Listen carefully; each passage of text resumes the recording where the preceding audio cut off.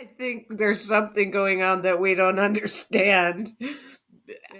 I'm pretty sure it's not exactly like the life we have here. Like, it's not an identifiable person walking by and saying hi like we experience it here. I just don't. I wish I knew. I guess that's why we're doing this work. We would like to There know. was actually a question about their beliefs in the afterlife before they had the experience and after. And I was looking at it like right before this this interview, and the numbers like really skyrocketed. Like after the ADC occurred, I think over 90% of our respondents said that yes, I believe there is an afterlife, which kind of just attests to like the genuinity of the experiences that they had and how like clear it was to them that this actually happened. This episode, we have two guests on who both work with DOPS, Division of Perceptual Studies at the University of Virginia, Gwen Grams and Tess McCormick. So now for my conversation with Gwen and Tess. Hey everyone! I'm really excited to let you know about the Science and Spirituality salons I'm now hosting. During these intimate events, a scientifically verified psychic medium will give all of you readings, and I will give a talk on the science and evidence that changed my mind about an afterlife. This will also be an amazing opportunity to get to meet some of you in person or virtually, and to share more about all the science and data that transformed my worldview and got me through my worst days. These can be hosted in your home, in a nearby cafe with a private room, or they can even be virtual. I've hosted a few already, and they were really special, fascinating, emotional, evidential. So if you're interested in getting a small group together over dinner, brunch, drinks, coffee, to learn more about the science and to get evidential medium readings, send me an email at hello@wtfjusthappened.net and put science and spirituality in the title. Hi everyone! Today I am talking with Dr. Gwen Grams, who is on the research faculty at Division of Perceptual Studies at the University of Virginia, and Tess McCormick, research associate at the University of Virginia, Division of Perceptual Studies, and I met them both at the IANS, International Association for Near-Death Studies Conference. So welcome, Gwen and Tess. It's great to be speaking with you. Well, thank you. Thanks for having us. Very much. Of course. And so first of all, do you want to tell us each a little bit more beyond your title about your roles at the Division of Perceptual Studies? You want to go first, Tess? Sure. Yeah, I'll go first. Well, I'm Tess, and I have a bachelor's degree in psychology from the University of Virginia, and I'm currently a volunteer research associate at the University of Virginia's Department of Perceptual Studies. Currently, I am working on a manuscript about the effect of ADCs, or after-death communications, after a sudden or unexpected death, specifically focusing on the survivor or experiencer of the ADC, if you will, their bereavement process and their fear of death. So that's kind of my main focus right now. And I also just do some little kind of tasks here and there with DOPS, like helping look over data, writing up summaries of studies, data extraction, reviewing manuscripts, just kind of assisting wherever I'm needed. So that's a little bit about my role at DOPS. Great. Thanks. All right. Well, and my name is Gwen Grams, and my role at DOPS is I hang around and just in awe that I can be there and that they let me hang out with them. I am actually retired, and when I retired, I had done my dissertation about consciousness and decided to renew that interest. And as I looked around, I found the University of Virginia was the absolute place that you wanted to be, was kind of leading the country, the world, in studying the subject about consciousness and what happens after we die. So I wrote to them and said, I'd really like to come and study with you guys. And when I told them that I would do that for free, they eventually became interested. And so now we both Tess and I work with, we call it our after death communication research team at the direction of Dr. Kim Penberthy. And what was your career in before you retired? Behavioral health data and statistics. So my degree is actually in something called Quantitative Experimental Psychology. It means doing the numbers and things. And Tess and I, but we both need to say we're here representing ourselves today, really. We can talk about the work we've done at the University of Virginia, but I guess, Tess, did you want to add to that? Yeah, we are affiliated with the University of Virginia, but our views do not reflect that of the university. Okay. But we could talk about our research done with the university. We want to talk about our research, tell you all about it. I would love to hear about it. Yeah.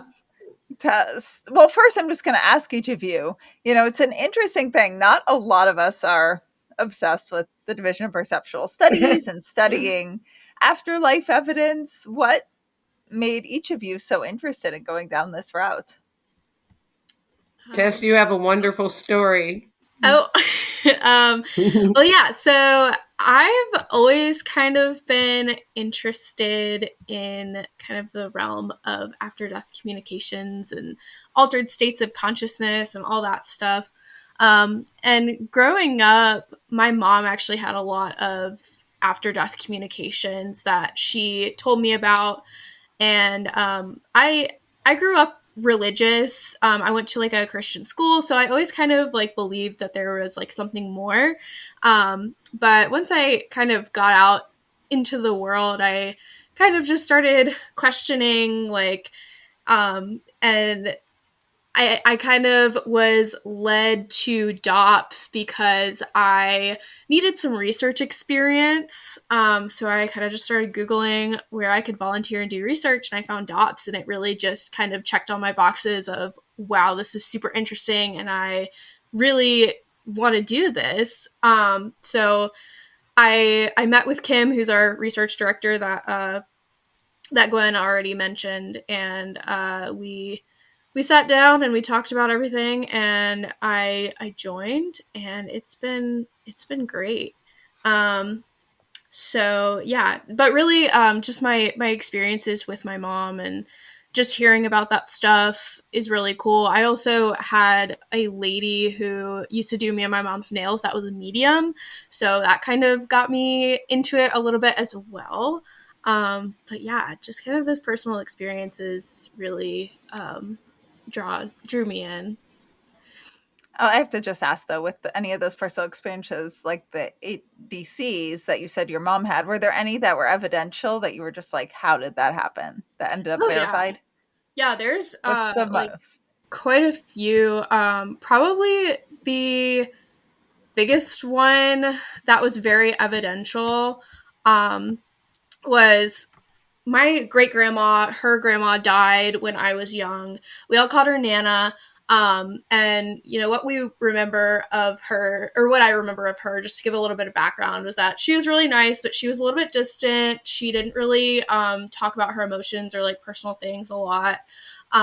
So my mom, after my Nana had passed, had a dream that Nana came to her, and in this dream she was on the phone, and Nana was telling her that she was okay and everything was okay where she was.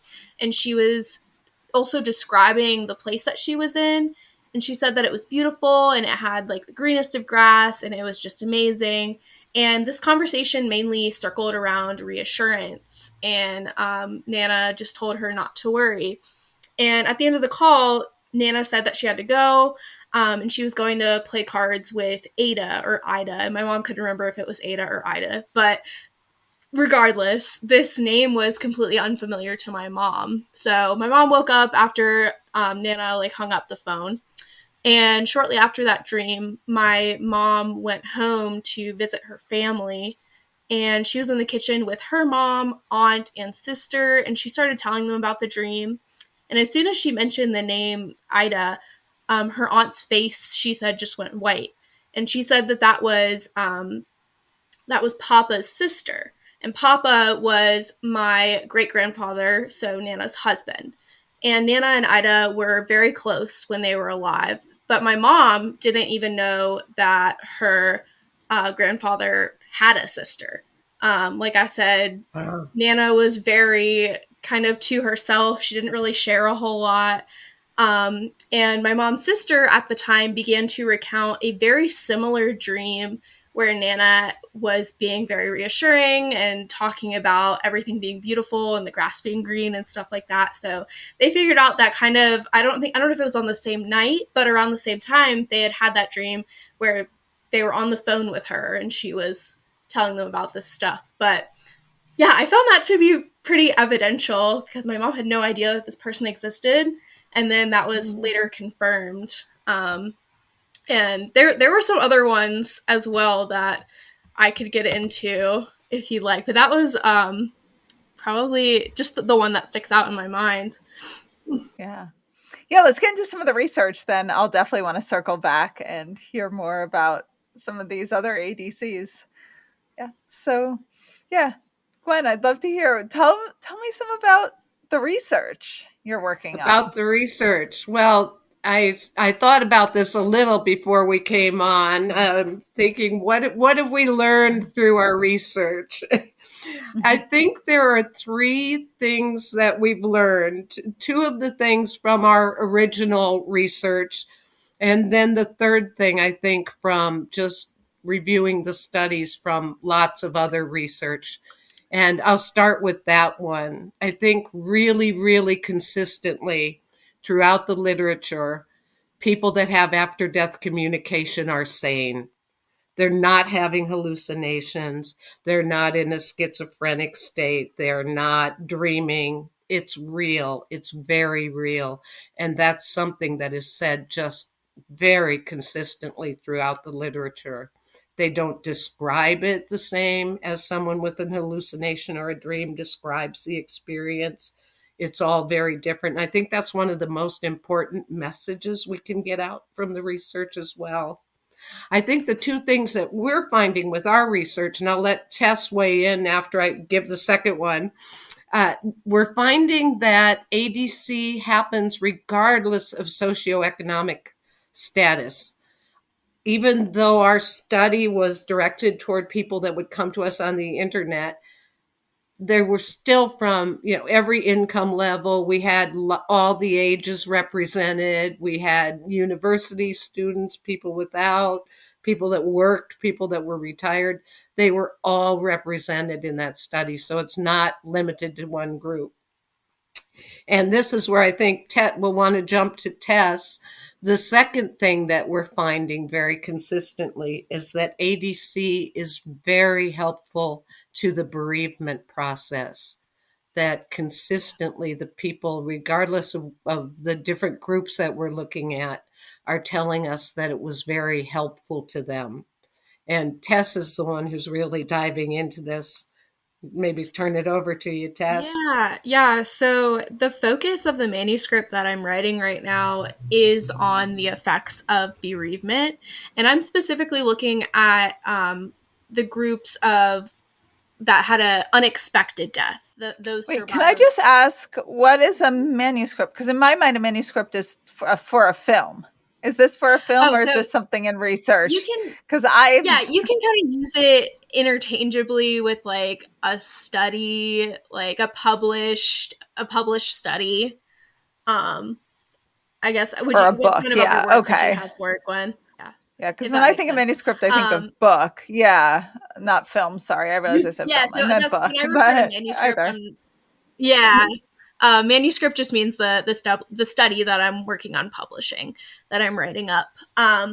So yeah, I'm specifically looking at the population of individuals that were bereaved by an unexpected death. And we are finding, like across the board, that bereavement following the ADC was improved. There was a change. People really felt better after that experience. They felt reassured. And we had a couple of like specific categories that we presented on at IANS. And I'm gonna pull those up. Some of the categories that we presented on were that the ADC brought emotional healing. And we saw that just across the board. Almost 90% of our respondents said that the ADC brought emotional healing. A lot of people said that they treasured it. It was very, very important to them. And a lot of people also said that it did not make the loss more painful at all, and that it enhanced it. It, in fact, made the loss easier. And some people said that it reduced their sadness. So really, across the board, we find that bereavement can be helped through an ADC, which is really important kind of like moving forward. I know that there's some things called like induced after death communications, which is a relatively new therapeutic approach that some people are studying, where they kind of induce like a state where an ADC is more likely to occur, because they find that it can help the grieving process considerably. So that's like the main thing that I'm kind of taking away from my research is this whole bereavement piece. And I think for me, the lesson learned from that is if there is stigma attached to an ADC, then it might take away from those healing effects from the help that it brings to the bereavement process. We can't have people telling them this wonderful healing experience from a loved one. Well, you were just hallucinating. That especially when we see how helpful it is to the bereavement process. Well, I also have a question, Gwen. You had said that ADCs in your research, one of the first thing you were studying is how differently they describe ADCs, the after-death communications, compared with a dream or hallucination. What are the differences? They are absolutely and very firmly committed and know without a doubt that it was a real communication, that it was not anything like when you're dreaming, that it was not consistent with people that have hallucinations. Very frequently can identify somehow or can have that identified, and it's just not consistent with the descriptions of hallucinations or the descriptions of dreams. And it's not really my research area, but there are lots of studies out there. And I'd be happy even if you would like to, I can give you a little list of some of the studies that have come to that conclusion. Is it Strayhorn? Tess, I want to be sure I have the name right. I believe it was Jennifer Strayhorn. Yes. Did the first study, and she did a macro analysis. So she took all of the literature that had been on the topic up to the point that she did her paper and looked at overall direction of the studies. And we'll get you that reference. It's an interesting read. Oh, wonderful. Yeah, maybe I'll even reach out to her at some point to come on the podcast. That would be, she's really was one of the pioneers in the field. She wrote the paper that got everybody going. Yeah. And then you mentioned different types of ADCs, after death communications. What different types are there? And then also, what are the differences between a normal after-death communication and induced after-death communication? So kind of a twofold question. Okay, and I'll have to throw the second one to Tess. And I think when I talk about different types, I'll throw it back to Tess for what she's talking about. I look at was it through your vision? Was it through your hearing? Was it olfactory? Was it a sense that you had? Those are how we are tending to look at the different types of ADC now. We're also looking, though, at the communicator. So was the death of the person that was trying to communicate it an expected death or an unexpected death? Were they very close to the person who received the communication? And that's where Tess's research comes in. Yeah. So yeah, like Gwen said, it can happen through all five of the senses. Smelling someone, hearing someone, seeing someone, feeling a presence. Symbolic ADC, where you might see a bird and that reminds you of your lost loved one, or there was some sort of kind of like inside joke you may have had, and you see something and you're like, oh, that's my loved one. It can also happen in like technological forms, like through the TV or radio, or anything involving electronics. But yeah, it really involves. I was going to jump in. You ask about the most believable ADCs we ever experienced. Those are, for me, some of the most believable, where they have electronic, like a TV will come on or a radio will spontaneously come on. It's just reinforcing. Those, to me, are very interesting and verified. Yeah. Keep going, Tess. And like Gwen was saying, it also kind of depends on the communicator of the ADC. It's hard to really, like, a lot of people, if they're trying to get somebody to talk to them from the other side, it happens when they're very still and they're not trying super hard, because the communicator kind of, what I've seen in the literature is that the communicator kind of does it when they want to, and it's kind of on their terms. But we also see that it is more likely if you are close to the deceased that's trying to communicate.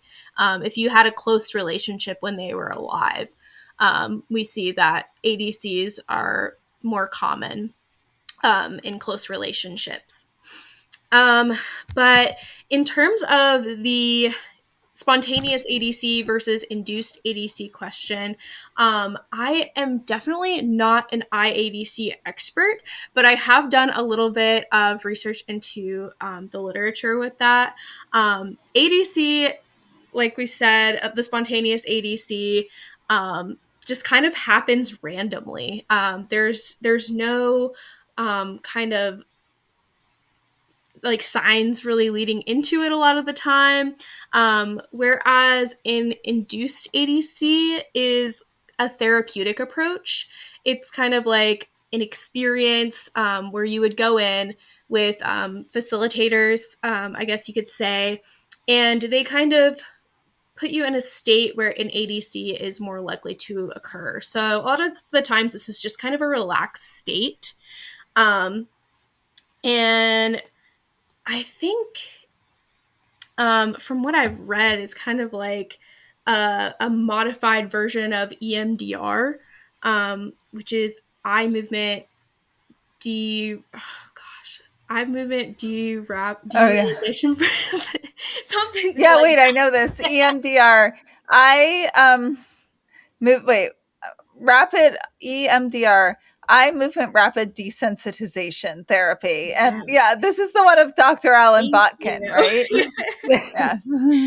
Yeah, so it'll basically you'll kind of go into this session where it's almost like an altered state of consciousness, where the ADC is more likely to occur. And that's all I feel comfortable saying on that, just because I'm not like an expert on that by any means. So yeah. Basically one is attempted to be induced and the other is completely random and spontaneous. Are there any, I know, Tess, and I'll ask you to share more from your personal experiences that are mind-blowing, but through research, either of you, Gwen or Tess, are there any you've heard about specifically? If you're allowed to share, you might not be allowed to share specific details, but if so, are there any that you were just like, what I call the what the fucks, like super verified, you're like, that's so weird? Are there any And that stand out? specifically for after-death communication? Yes. Interesting you should ask, because we're writing a book about that right now. We are collecting verified. Wait, I didn't even know that. We'll have to have you back on when it's ready. I was not even doing a plug, so I love that. Okay. It was a wonderful opportunity. We are working with Jan Holden, who is the president of IONS, and with Dr. Penberthy, and then with Noelle St. Germain from William and Mary University. And we are collecting. Also, sorry to interrupt, but Noelle St. Germain, Sarah, she is very into the induced after death communication. So definitely look her up. Look up the studies that she's done on it and the work that she's done with it. But yeah, she does a lot with the IADC. I'm sorry, Gwen, continue. Go ahead. If we're allowed to plug further. You are. And please share one too. Love to hear from people about any verified after death experiences. So we'll give you some information about how people can get in touch with us if they've had verified ADCs. I'll even share one of my own with you guys and see if you no pressure to pick mine by any means, but I'll send you assigns. But yeah, are there any you've gotten so far that you're like, that's insane, like stand out that you can share, or not yet? I can share one that's not part of the study. Go ahead, Tess. So you were going to come up with one? Well, I was gonna talk about the one that Jan had talked about with the gun. Was that what you were going to talk about? I'll have to see. Oh no, different one. But okay. Okay, let's get two then. Each of you share the gun and then the other one. Yeah. So doesn't get better than that. Hopefully I will recount this correctly. But Jan Holden used this as an example for our veridical ADC study / book that we are going to write. Essentially, there was a young man who lost his father, and he knew that his father had hidden a gun somewhere in the house, but he had absolutely no idea where it was, tore up the house looking to find it, and just couldn't find it. And so he had a dream where his father came to him and told him the exact location in the house of where the gun was. And lo and behold, he woke up, he immediately went to that location and it was there. And he was like, what the heck? I tore up this entire house and my dad just came to me in a dream and just told me where it was. So that's kind of an example of someone who had information previously unbeknownst to them being revealed in a dream, or I'm sorry, in an ADC, which came in the form of a dream. And kind of my mom's experience that I talked about earlier, that's kind of an example of a veridical ADC as well, because that was verifiable evidence that she had no previous recollection of ever.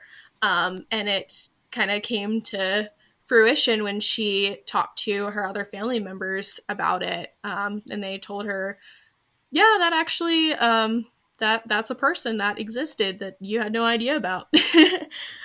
So kind of stuff like that. It's very, very interesting. I can tell you one and then Gwen, that's you were verified one because too. I'm alive. When I didn't know it was an after-death communication at the time, I did not. I didn't figure it out till I started this work. My mother, and she claimed it was not a dream. To her, she felt it was very real. Was approached by my dead grandmother.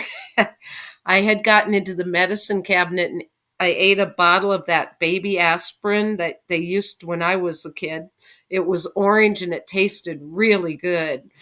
And so I ate the whole bottle. My grandma went and told my mom, go get her, take her to the hospital and tell them to get her stomach right now. My And your mom did. grandma had been passed away at that point. She was deceased, yeah, and my mom did. And she said the way that she really, really knew it was something special was on the ride home.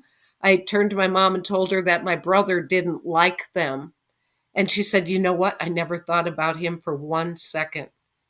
The message that I got was you and get her to the hospital now. And she always said that it was like a dream, but it wasn't a dream. And I recognize it now. That's pretty Now you have amazing. one. It's your turn. Me? Oh. Yeah. You're saying me? Oh, yeah. I mean, I have a lot in there in my books, but I'll share this one. It's kind of a one I've mentioned on the podcast before. So, but always new listeners, and it's so amazing. I'll share it. I mean, I've had a lot, but I would say I'll give two. One is in my first book, and one's in my second. One was a sign, and I disguise it a little bit because I still get medium readings, and I want them to be scientific. So it's I call it a green feather. That's fairly similar to what it was, but it was like right after my dad passed. And, as I think most people know, listening to this, I'm an atheist, like culturally Jewish, but don't believe in God. And I, had been reading about signs and how feathers were signs. And I was, walking along, and I just like on the street, Manhattan, Upper East Side, like it's not anywhere near nature, and it's not the most like super artsy part of New York. So it was kind of unexpected. I see a green feather that wouldn't be typical sitting there. I'm like, whatever. Pick it up, take it home. I'm like, I'll consider it. Fast forward a few months later, or probably actually like 2 years later, I'm having maybe a year or whatever. I'm having a reading with a medium. And in the end, she's like, do you have any questions? To me, I like to use that to get evidence. So I said, my dad ever send me any signs? She's like, well, I don't like to stick with signs because, I don't like to say that because you'll be expecting one thing and then you might be disappointed. Let's say you wanted me to say green feather. I was like, oh my God, well, that was it. That was barely the story. Fast forward, like maybe another 2 years later, I'm volunteering for the Forever Family Foundation at this point, and one of my roles, I'm making little like reels, and like I guess this was before TikTok blew up, so it was like more little reel videos for social media. And this one medium ends up leaving before I had a chance to do one of her, Gina Simone, and I felt really bad and was like, oh, I felt so bad I missed it, but like normal me would not consider that big a deal once there's a solution. I went and told the co-founder of Forever Family Foundation, Fran Ginsburg, that I missed recording Gina, and she's like, oh, don't worry about it, email her, just like, if you can do it virtually, fine, no big deal. I normally would not even think about it. For some reason I couldn't get out of my head. So the whole train ride back to the city from the retreat, I'm thinking that was so amazing that Gina got the green feather. I feel so bad I missed recording her, kind of like in a long sentence, but like, when something's stuck in your head, like a song, and I couldn't stop obsessing about it. Like it was annoying. It was like, it would not stop. I go home that night, not to my apartment in Brooklyn, but to stay at my like parents' place with my mom because she was babysitting my animals. So I sleep there that night, wake up next morning. It's all I can think about. The entire subway ride home, I'm thinking it was so amazing when Gina got the green feather. As I'm getting closer to my apartment, like the sentence has shortened. That was so amazing Gina got the green feather. I'm walking up the stairs to my apartment. I'm hearing green feather, green feather, green feather. Not like in a voice, but like when a song's stuck in your head. Sit down, try to like do my work. And I look over and there's a pile of green feathers sitting on my floor. And I was like, what the actual fuck? I thought I was imagining it. So I took a photo. That's where the title for the show came from. Yeah. Oh, completely.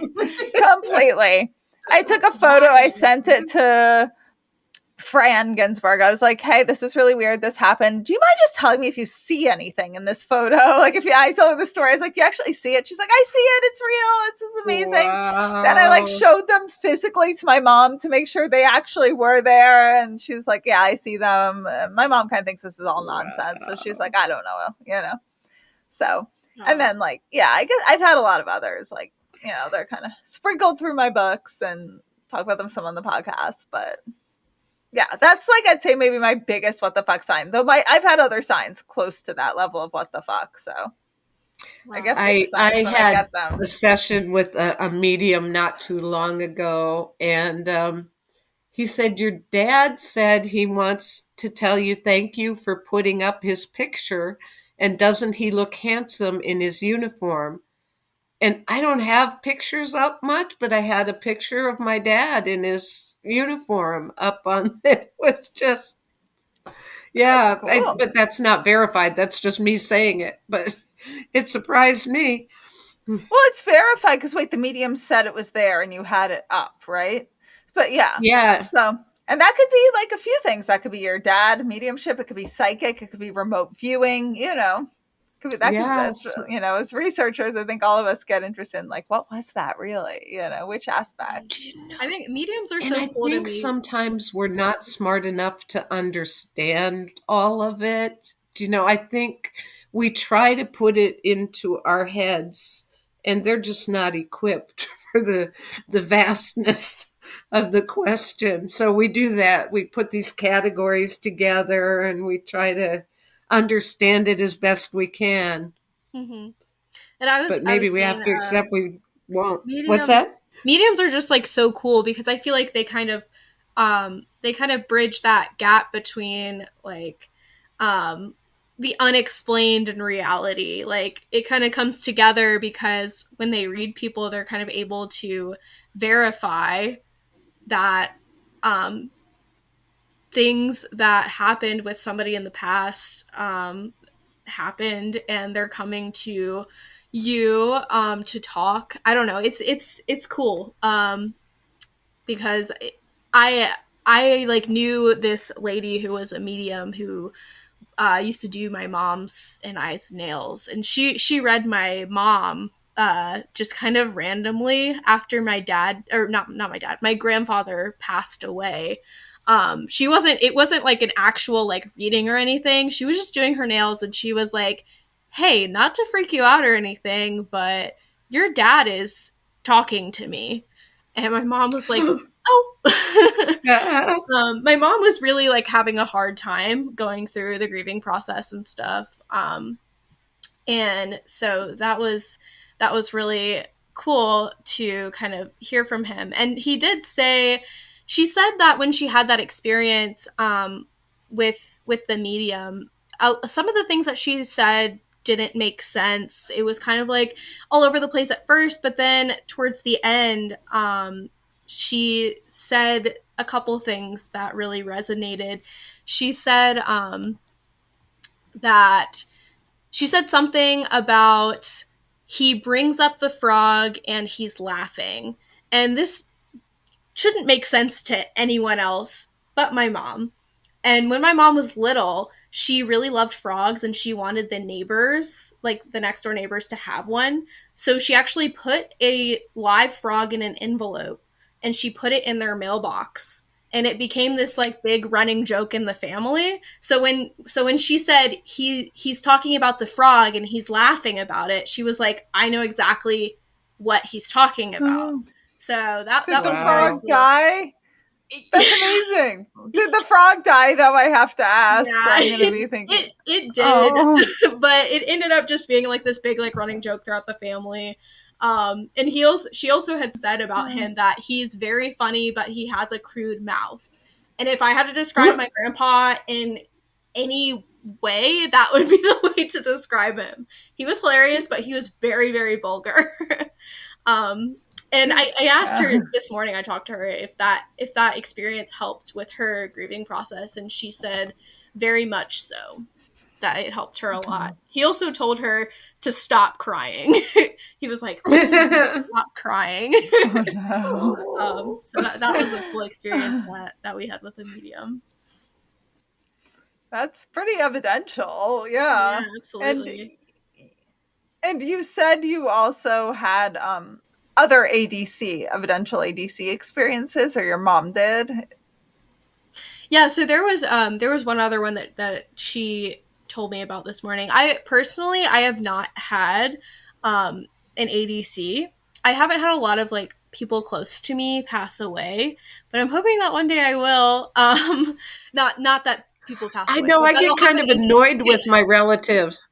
no, that I'll have an ADC if any of my loved ones pass away. You know what I mean. But anyway, Yeah, I know what you mean. You're not like wanting your loved ones to pass away. No. I know. Yeah, so I got it. So another one that she told me about was when my grandpa was very, very ill and kind of like in his last days in hospice and stuff like that. So this would be her father that I was just talking about. She was at her parents' house and she was sitting in my grandpa's armchair that he sat in all the time. And I think she was just kind of sitting there. She wasn't really doing anything. And she felt this kind of like tap on her shoulder. And it was very like hit on the shoulder, like turn around. And she turned around and because she thought it might have been the cat. There was nothing there. And she was like, that was weird. And a few moments later, she got a phone call that her dad, my grandpa, passed away. So, like, in that moment, that's kind of like a moment of death one, where in that moment, he was kind of tapping her on the shoulder, like, I'm going. So that's the other one that I have. But yeah, those are fascinating. Mm-hmm. And I guess as both as researchers, I want to ask what conclusions do you both think there is an afterlife? Do you think something else is going on that we don't understand yet? What would be both of your guesses? I think the latter was my guess. I think there's something going on that we don't understand. And you don't think it's an afterlife, or you think it could be? It could. I'm pretty sure it's not exactly like the life we have here. Like it's not an identifiable person walking by and saying hi like we experience it here. I just don't. I wish I knew. I guess that's why we're doing this work. We would like to know. Exactly. Yeah, I'm kind of the same way where, I know, like, in my head, personally, I fully believe that there is something higher than us that we do not understand. And maybe we're not meant to fully understand it. But I think that there's kind of like this thin veil between the physical world and like the spiritual world. And I think that some people are kind of naturally kind of able to pass through that easier, like mediums and stuff like that. And I think that ADCs and near-death experiences cause that veil to become a little bit thinner.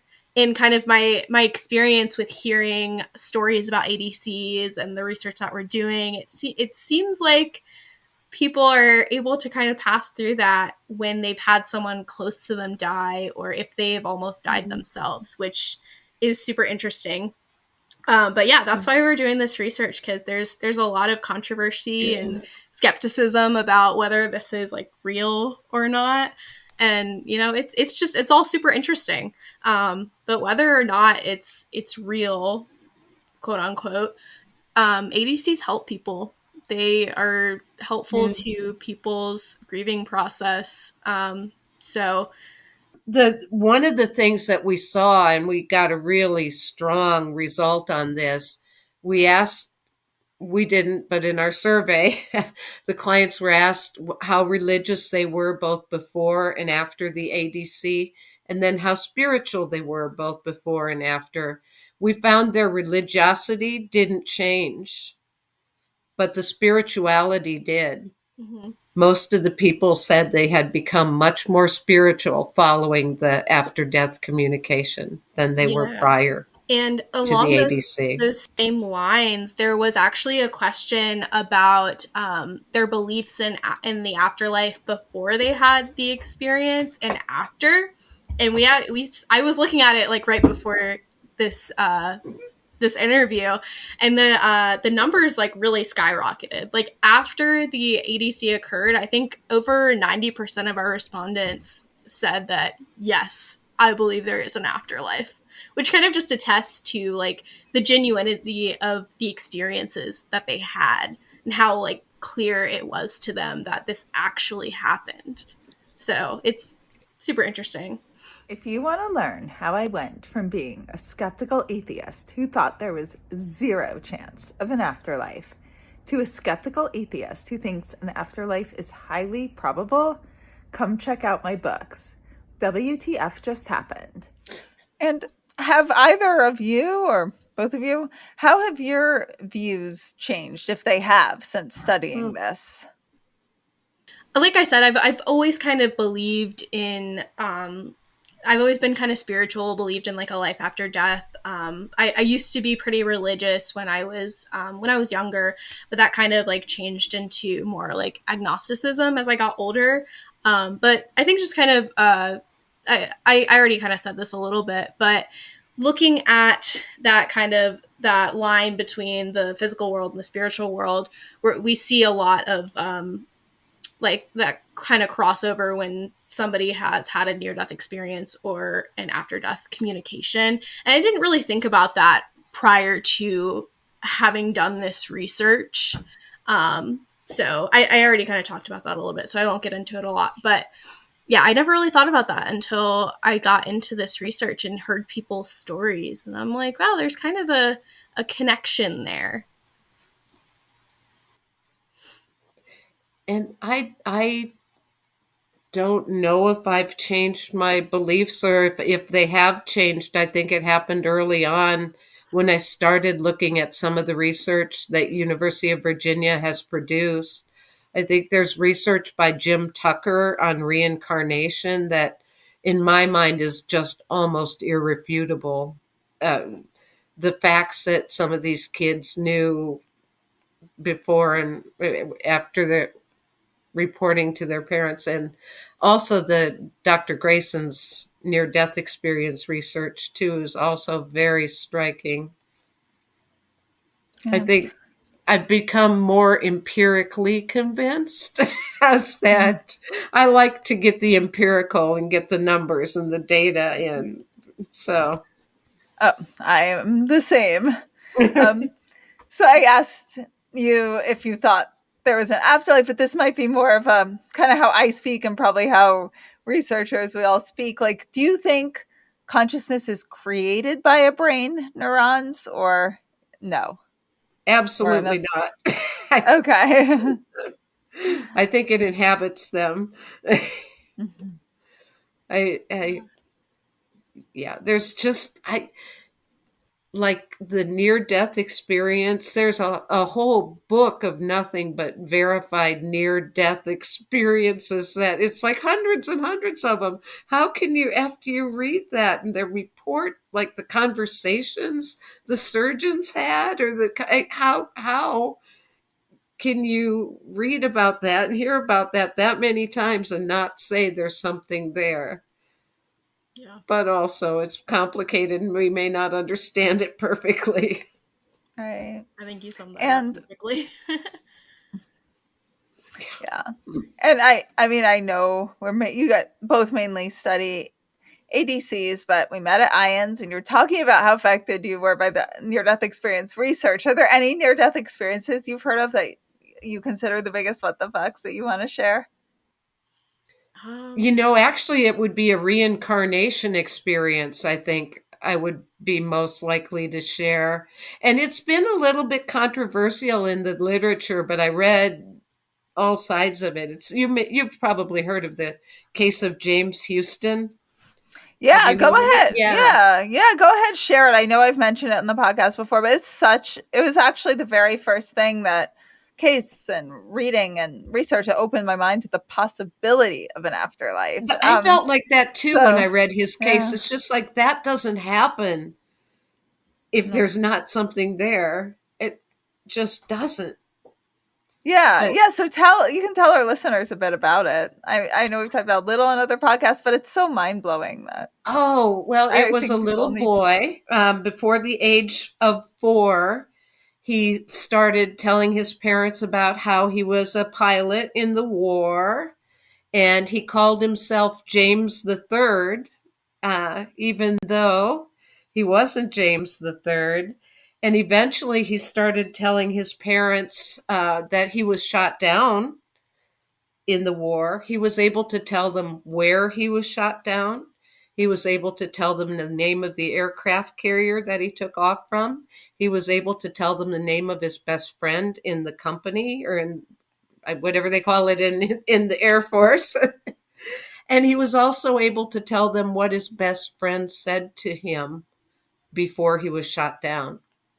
And the best friend was able to verify that.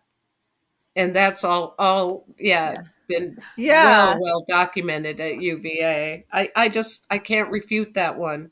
I I cannot Yeah, come up Dr. with a way. Tucker traced back to his friends who are now old elderly men, and James Leininger was James Houston, Leininger, I forget. Both were James. His previous Yeah, personality and they who he were. is He today. was James the Third. If it was a James Junior.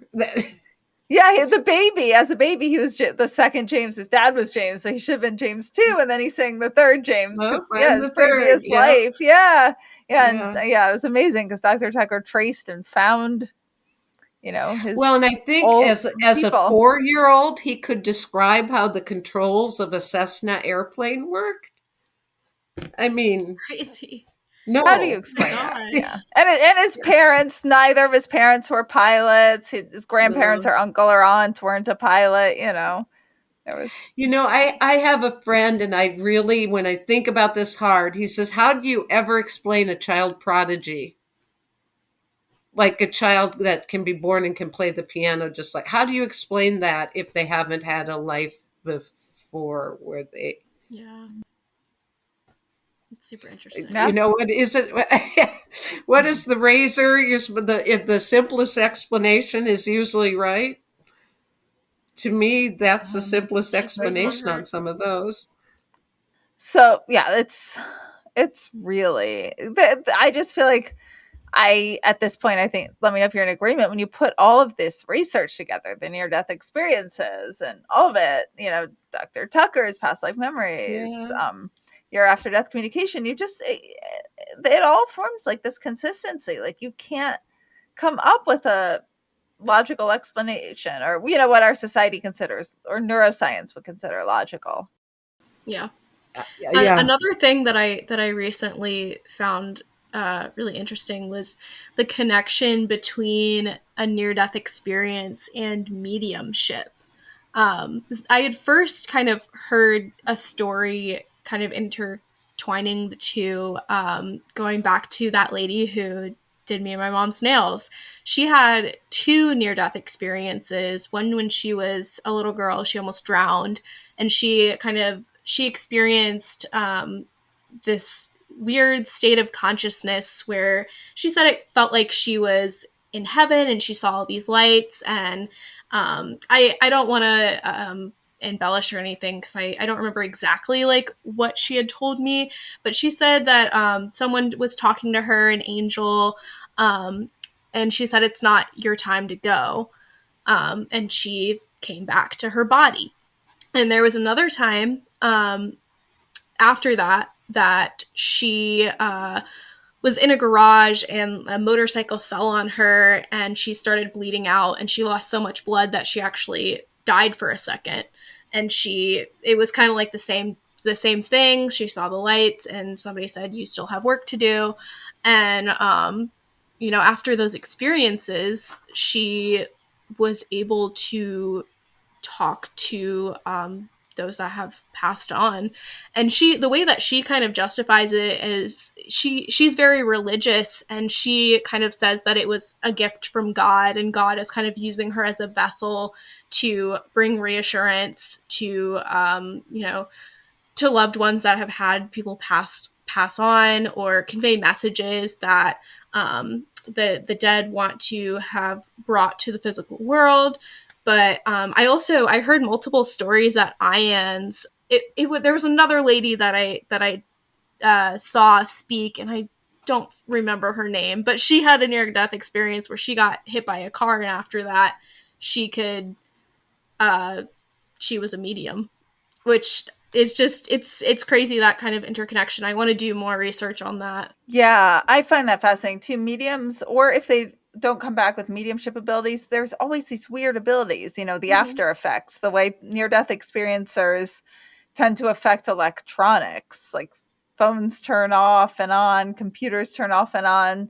I know Dr. Jan Holland told me that when and she's, for everyone listening, she's the president of IANS, who we had mentioned at the start of this. And I also have one of my earliest episodes is an interview with her. She mentions that, back when people used to wear watches all the time, she could tell at the IANS conferences who were the experiencers and who were not, because the experiencers would not be wearing watches because they would blow out the watches all the time. They'd blow out light bulbs, which is so crazy. Wow. That is fascinating. Yeah. Yeah. And from my own personal experience, it hasn't been 100%, but something like 90%, just our listeners know, and you both know, we're speaking on Zencaster. Almost every single near-death experiencer I've recorded with, there's been a problem with Zencaster. Like they can't log on and we have to go to Zoom, or it suddenly blows out in the middle and we have to get back on. And that's how you know we're not near-death experience. That's how I know. It's fine with mediums, but yeah, all near-death, not all, but like a significant portion of them, there's been a problem with it, which is so weird. It's so comforting to me to think that there's something beyond. It would just be really silly if this is all there was. It just doesn't really make that much sense to me. It does help life make a little bit more sense if I think that even if I can't perfectly understand it, there's something more than just what we're able to perceive right here and now. Absolutely. Yeah. Maybe. Yeah. Well, I guess just getting, I do want to get a little back to your research too. Are there any? Well, there was one more thing I wanted to say about ADC, because it's something I say if I'm ever asked to speak about it. People who are Christians tend to be a little wary of the subject, but there are so many cases in the Bible. They're the first documented after-death communication cases in the Bible. And Jesus, even, he came back and communicated to his followers. So I don't see it in any way being something that is threatening to Christian beliefs. I see it as very consistent. I don't think we have a lot of religious listeners, but if you are, hopefully that will give you I would some like to comfort them if there are. Yeah. I think sometimes that gets in the way, though. That's really an important thing to me, is the stigma around it. Mm-hmm. I even know, like, some of my scientist friends, I call that loosely, but they say, you study that? I mean, it's frivolous or something, when I think it's the most important question that faces humanity. I do too. What are we doing? That's actually here? was going to be a question. So you said Christian people afterwards, it will they'll have them and then they'll push them to the side and not heal because they think that you're not supposed to have this. And is that true with all worldviews? Like someone like who I thought, like atheists who think that there's zero chance, none of this would make sense. Do you think it's sort of a consistent thing where it doesn't fit into a worldview in sort of an extreme way, like this is absolutely impossible, or this is evil?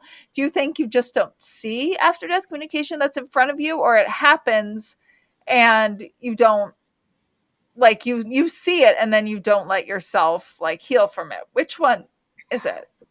I've been fascinated by this question. That communication is something I've enjoyed studying, and oh dear, my doorbell is ringing. I'm sorry. And I froze again. Don't worry about it. I get it. I need to check on this. I'm sorry. I'll be right back. No. We were just talking about that. It was Mormons at the door. Oh my gosh. Oh, no way. Tell them we're talking about afterlife communication for atheists. I'm doing a podcast. Yeah. We're just talking about how religion should accept the idea of after-death communication. But that was the other thing when you were talking. the idea of after death communication really seems to me to be embedded in most religions. It's not unusual to have references to after death communication. And And do you notice that people's worldview affects how much they get? Like, I don't know. I guess I'm kind of surprised I got them being in like not believing any of this was true, but like I was already starting to research it. Like, is there a way?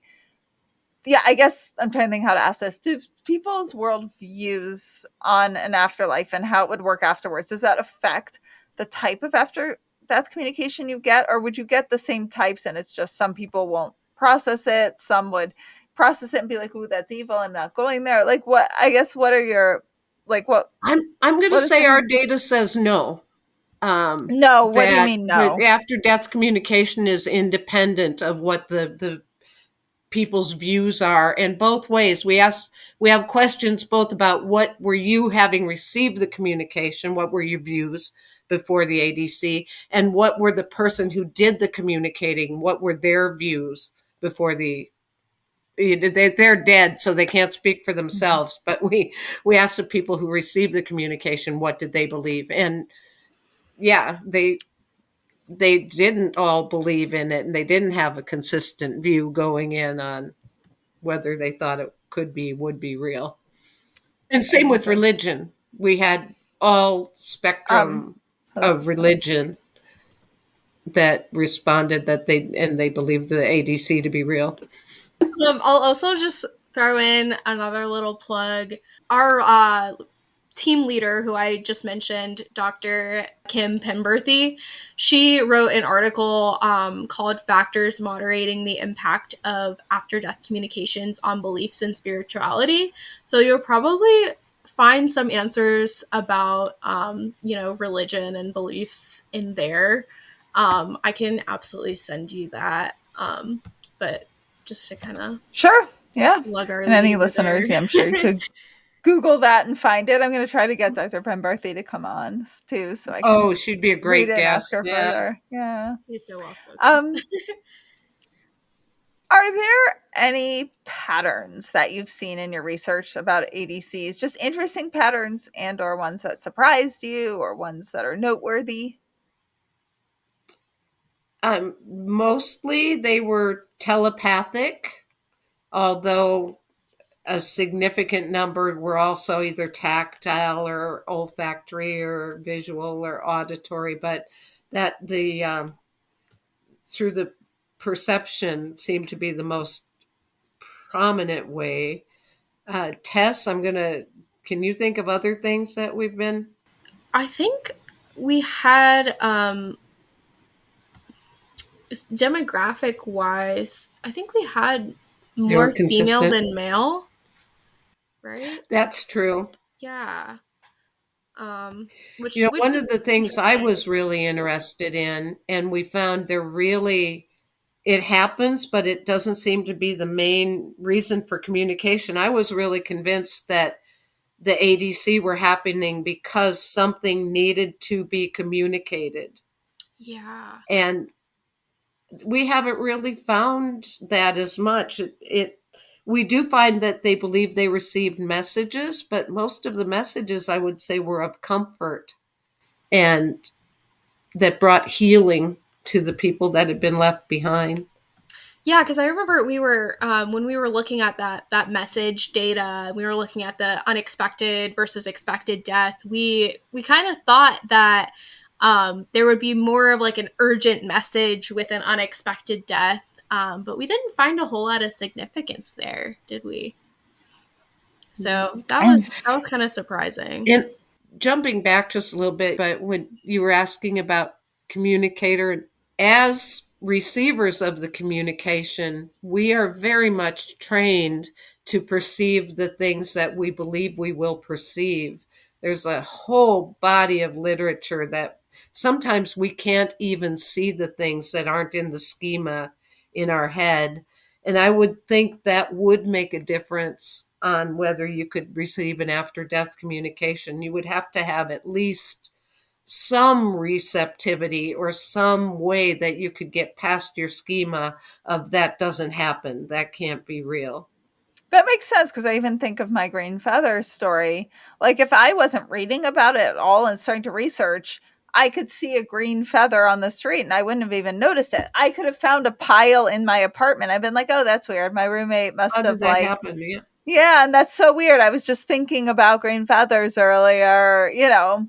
I mean, well, it wouldn't have even come to that because I wouldn't have been at a convention about mediumship. I wouldn't be volunteering. So I wouldn't have been like having that whole experience of that's so weird that, you know, Gina, I feel so bad because that was so amazing when she got the green feather. It'd just be so much lesser things to work with. So even if I've been thinking about green feathers all day and I found a pile at home, yeah, I would have dismissed it, I would have swept them up and been like, when I'm thinking of how I used to think, if like, for all I know, my grandparents were sending me signs for my whole life. And until studying this, I didn't know. Like if they'd sent me a pile of green feathers like that, I would have swept them up. Like there is nothing they could have done that I would have processed that way because the concept of an afterlife, the concept of science, it just didn't even exist for me. You know, I mean, it was without a doubt consciousness was created by a brain and that, you know, so I didn't know what signs were, you know. I'm looking back on little things where I'd sort of think it for a moment. Like I don't think I ever shared this story in the podcast, but like I had my family cat that I'd had since I was a very little kid. He passed when I was in college and I came home to like grieve him with my parents and like he was like very like kind of, I would think musical. Like he loved when we played music. He would like bat at papers a certain way in a rhythmic way. And I heard like the sound of the papers one day, like after he passed, like when I was home grieving that weekend, it was like I heard the patterns and I was like, oh, my brain is like telling me, like I had a moment of feeling it. Then I was like, oh, that's not true. Like my brain is like imagining it. And or I sort of heard something and I'm thinking it's the papers, but there was like nothing that cat could have done. Or, you know, as I said, my grandparents were already passed. They passed like mainly before I was born, and one passed when I was very little. There was nothing they could have done that I would have processed. So Yeah, it's too to communicate. we were talking about like lack of belief. Have you ever heard of people who are like, no way, and then something happens and it changes their mind? Not someone like me who sets out to do the research, or maybe like Dr. Tucker, you know, like I'm sure a lot of researchers at the at Division of Perceptual Studies, they're you know, they're already, even if they're very skeptical, they already are using their time to research this. But just like the average person who doesn't really think it's real and they come in, they're just like, oh my God, that sign got past my skepticism and this is changing my mind. Do you have stories like that at all that you've heard of? Well, we have data like that. We have people in our survey that just, no way, we did not believe that this was real before. And after they're saying, oh yeah, this was something that was really real. So that data would, you don't have it aligned with a specific sign. Like they'll submit from the surveys, for example, like I got it, something happened and I changed my mind. That we no, not on those surveys, but we continue to work. And what do you both think? Do you think after death communications ADCs are genuine, and or do you think they really are? I think so. I like we were saying. I just feel like the evidence is there. We have so much data saying that this has happened. This is real. And I don't know. We were talking, you know, this whole time about like the near death experiences and all of the evidence behind that. And you know, we're working on our veridical study where we can talk about like verified ADCs, and we're getting quite a lot of responses from that. So I'm really excited to see what that data brings forth and what that might contribute to this kind of field of research. But yeah, personally, I believe without a doubt that you know, after death communication is real. I recognize that I very much want to believe, and that may be clouding my vision. But knowing that I very much want to believe, it seems like there is a lot of pretty solid evidence that after death communication can occur. And hopefully we have a lot more once we get done with our next whether study. or not this phenomena is genuine or real, it's still helping people, particularly after, like, when someone is bereaved, to hear from their loved one. It's so very helpful to people in their bereavement process. It makes it just a little bit easier for them to handle, and I think that says something. So, and then we also talked a little bit about, making people feel validated in that experience. We've talked to some people that, their family kind of made them feel crazy for having these experiences, and, that's not helpful.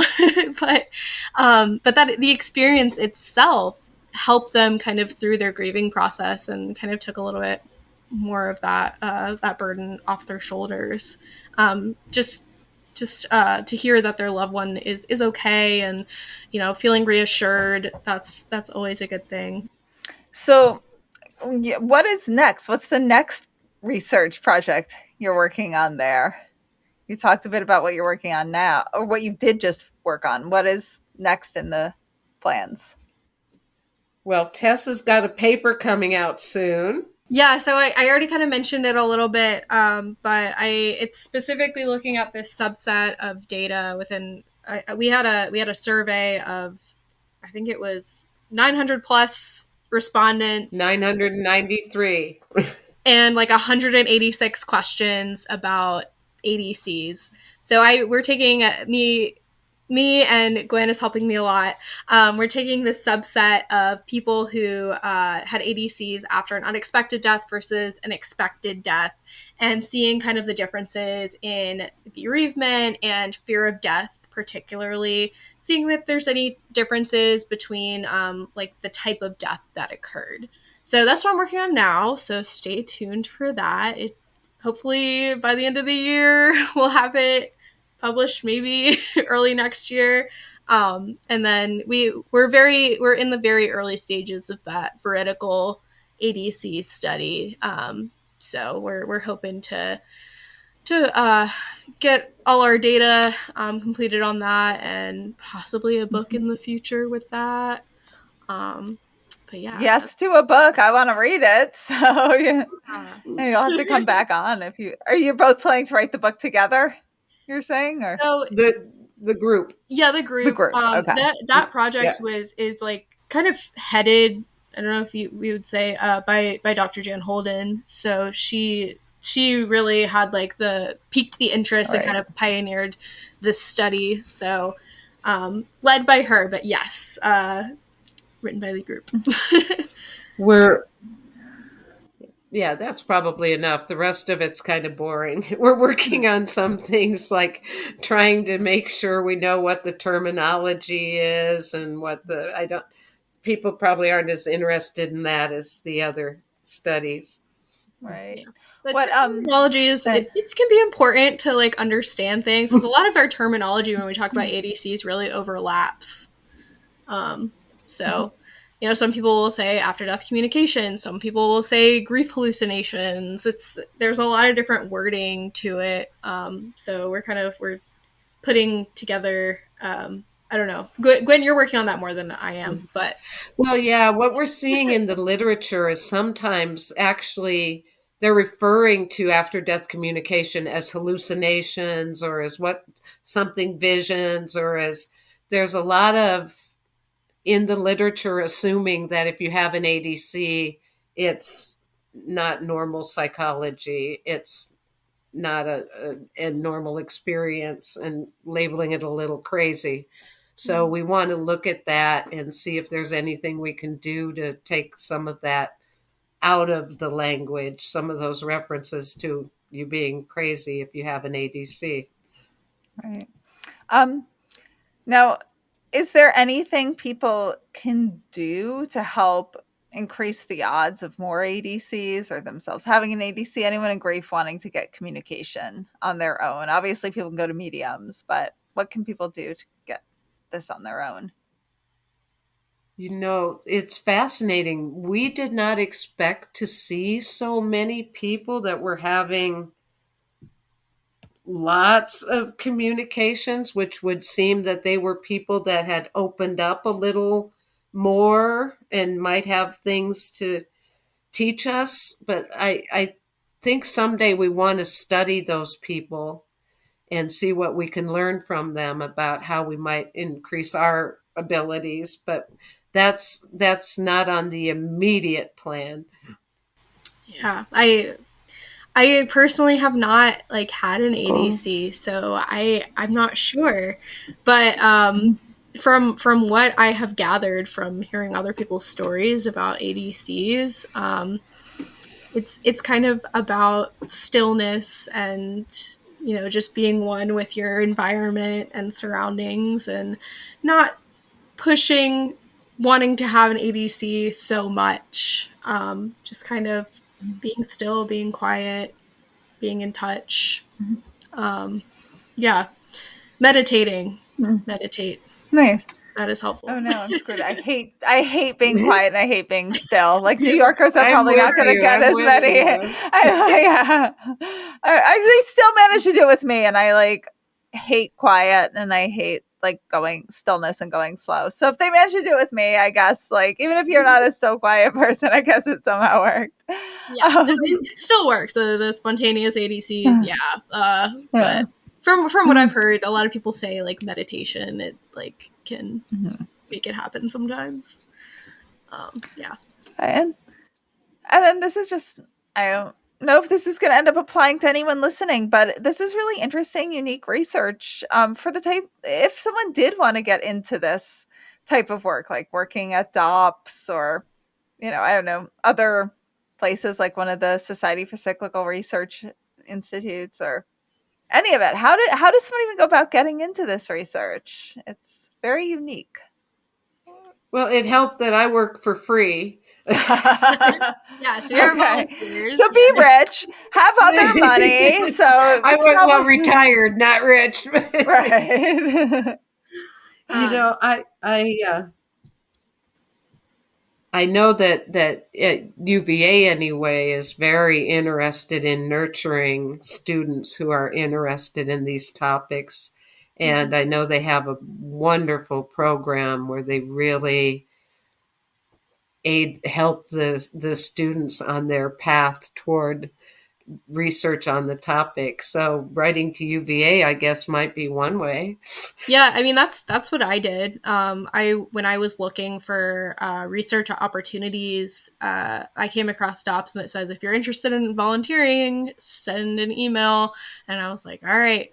So that's what I did, and I interviewed with Kim, and she was like, come on and join our team. So I guess Googling, reaching out to maybe professors that are doing this work, people that are doing volunteer work in this. A lot of people who are doing this like consistently, either for a living or just like as a passion, are super open to just talking about it and wanting other people to get involved. So yeah, just Google people. Google is a great resource. But yeah, just reach out to people, email them, write letters. That's a great way to do it. And yeah, a lot of our colleagues that are doing this research, a lot of us have backgrounds in psychology. I find like everyone on our team, I think, has a background in some sort of branch of psychology. So, and I guess that makes sense because we are talking about like consciousness and the brain, and those kind of anomalies associated with. But yeah, just talk to people. And is UVA DOPS the only game in town through university? Obviously know about the Rhine Education Center that used to be through Duke. There used to be the pair, Princeton. I forget exactly I forget exactly what it was called, but is there, I've had Dr. Jeff Dunn on where we talk about that. Yeah, but they closed a while ago. Is there any departments through universities today that are of the caliber of Division of Perceptual Studies doing this type of work that aren't on their Absolutely own. not. No, it's just okay. No. That's what, no. Oh, damn! I thought you were going to tell me something I could research. What about in other No, countries? I know there's a lot of great work going Oh, on in a lot of places. there are. I mean, I have to be honest. I don't know about any other university departments with this level of researching like scientifically evidence of an afterlife and parasite. I know North Texas is really involved. Well, that's where Jan Holden Okay. started out, so they're involved in quite a few. And we met several people in Australia that are doing work over in Australia, and there's work going on in the UK. I can't produce the names right now. But of traditional universities. That's okay. I'm going to research this and I'll get the people on at some point. Yeah. So. Well, and we really should mention this, and we should have done so earlier. The survey that we did was actually an international effort. So there were researchers in England and in Spain and in France that put together and administered the survey. They're letting us use their data. And I never pronounce it right. Elsizer, is that pronouncing it right, Tess? I think so. Look for the ELSAESER, I think. We never know how to pronounce the one it. Yeah, we don't know how to pronounce it. We know how to spell it. Well, people can Google it. That's more important than they can find it. There we go. Yes. Okay.